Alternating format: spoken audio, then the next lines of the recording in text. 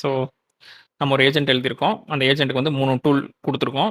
ஒண்ணு RAG tool, ஆம் SQL database tool, web search tool. நம்ம ராக் ஆல்ரெடி பார்த்துருக்கோம். டாக்குமெண்ட்ட லோட் பண்ணி, வெக்டர் ஸ்டோர் மூலமா அவுட்புட் எடுத்துட்டு வரது.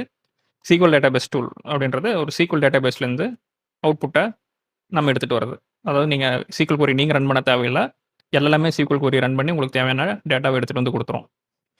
3வதா இருக்கிறது வந்து வெப் சர்ச் டூல். நார்மலா recent day to day life டைம்ல இருக்க ஆ ஏதாவது அப் டு டேட் இன்ஃபர்மேஷன் வேணும் அப்படின்னா, நீங்க வெப் சர்ச் தான் பண்ணுவீங்க. அதுக்கு ஒரு டூல் இருக்கு. ஸோ இந்த 3 டூலையும் நம்ம ஏஜென்ட்டுக்கு பாஸ் பண்ணியிருக்கோம்.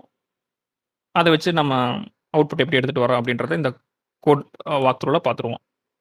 கோட் வாக் த்ரூ இங்க இருக்கு. ஓகே. இதுக்கு முன்னாடி நம்ம சேனலுக்கு நீங்க ஃபர்ஸ்ட்டா வந்திருக்கீங்க அப்படின்னா, மறக்காம இந்த வீடியோக்கு ஒரு லைக் பண்ணிக்கங்க. சப்ஸ்கிரைபும் பண்ணிக்கங்க. Let's get started.